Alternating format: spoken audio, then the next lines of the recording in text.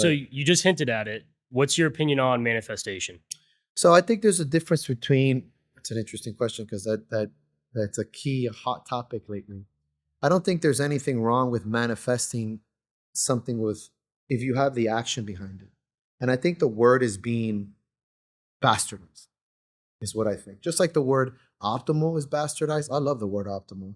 But it just became epic, epic, overused. yeah. Like it became a trendy word. Iconic.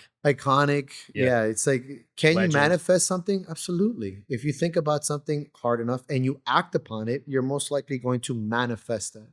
Unfortunately, it's been taken into this kind of almost astrological concept where you're trying to speak it into existence. Exactly. And I don't think that's necessarily true.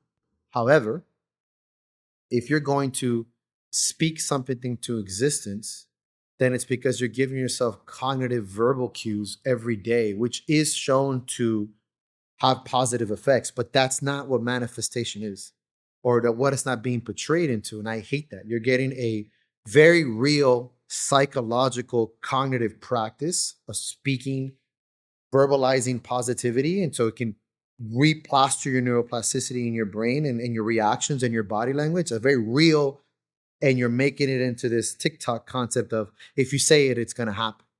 Not necessarily, right? Because it's supposed to really build the foundations of the actions behind what you're going to do. Oh, I'm going to be a champion.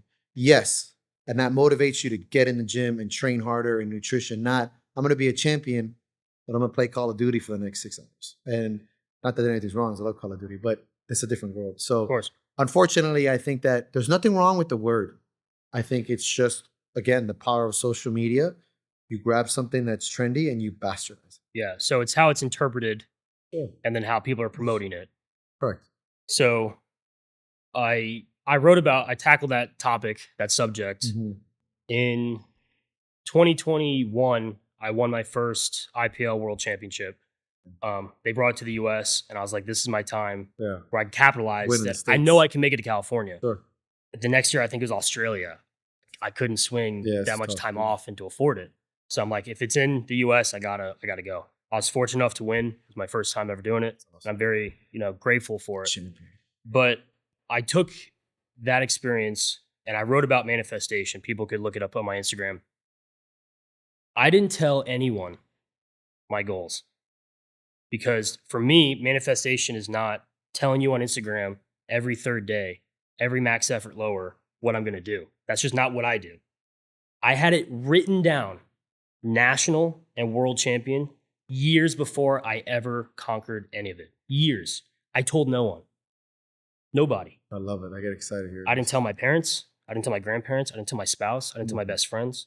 I had to post my meet recap that I kind of don't love meet recaps anymore, but I had my meet recap winning national world championship written years before I did it. No way. I told nobody. I knew what I was going to do. Sure. I knew exactly what I was going to do. I manifested it, right? Sure. I knew if I hit this, this, and this, if I hit this deadlift, I know what I'm going to do. I'm going to start crying. I'm going to handshake each judge. I'm going to hug my coach. I'm going to hug my teammate. I'm going to find my spouse. Just like that. I mean, that is literally the I called this 4 or 5 years ago. I know what manifestation. Exactly. It's just, and you did it. You worked for it. It literally did it.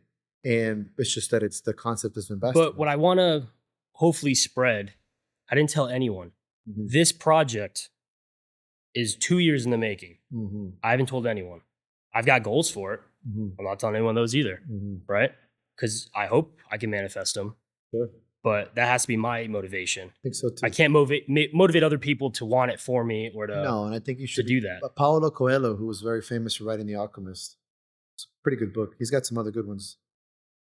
Some bad ones, but he writes a lot about protecting your dreams like that. There are just some things you shouldn't speak to anyone, not because no one should know, but because you're protecting them. It bleeds them dry a little bit. And I think there's some things that you should keep under the coat. Secret. Yeah. I think it's important to eventually share. Sure. It's been like you're doing right now. 4 or 5 years. I haven't told anyone. Which is great because you're literally describing what manifestation should be. This is what I'm trying to do. Yeah. And I don't know if it was my dad, his lessons to teach me that. Do it like you've done it, I guess we've already touched on. Could be a little bit of everyone you spoke about. Professor included. All my coaches and professors So I write a lot of questions. So to prepare for these conversations, I think I have 6 or 7 notebooks now. That's so cool. This is I one of like them. that you pen and paper it. So I'm gonna talk about that in a little bit. So to prepare for these, I've written hundreds of questions. I don't think I've hit 1,000 yet, which is a lot of questions, but I've written hundreds. Mhm. And for whatever reason, this was June 16th, 2024.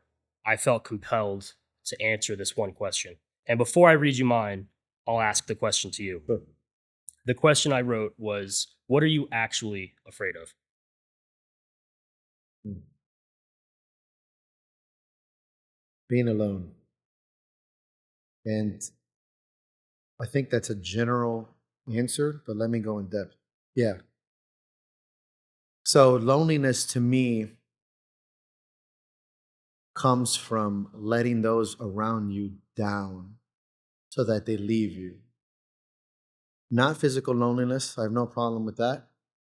My greatest fear is to feel alone with people that I love, even though they're physically near me, but that I don't have a connection with them anymore, that I've severed ties and trust.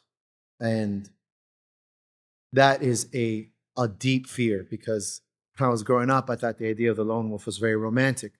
It's not who I am. I had to kind of get over that as a young man and be like, I'm a social guy.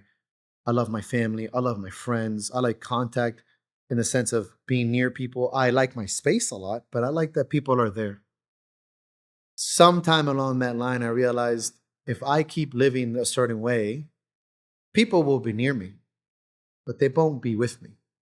And I started to feel that you were next to me, maybe out of intimidation or some type of complacency. You were just used to being there, that I had no connection with you. And I felt so alone. And there was this concept of social loner that I put a social lone wolf where you're socially trained, but you feel very alone in a group.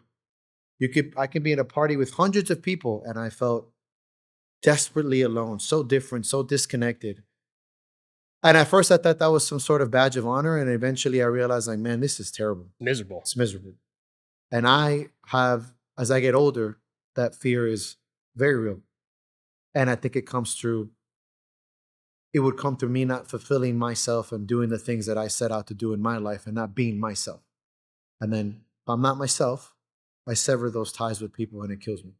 So it's a little bit more than loneliness in the sense of just being alone physically, but it's a deeper meaning, obviously. Well, I wrote this June 16th, 2024. I felt compelled to answer it. So I wrote, what are you actually afraid of? And I answered it. I'm not afraid of losing myself. I'm afraid of not being myself. I'm afraid of not knowing myself. I'm afraid of not being happy and proud of my authentic self. I'm afraid of placing the emphasis and the pride on the achievement and not the journey I was on to reach it. I am most happy when I feel people value them. Hearing taught me the skill of listening. Listening taught me the lesson of patience. Patience taught me the lesson of wisdom. Wisdom allowed me to be free. Being free liberated my fear. I am myself. Not too dissimilar, huh?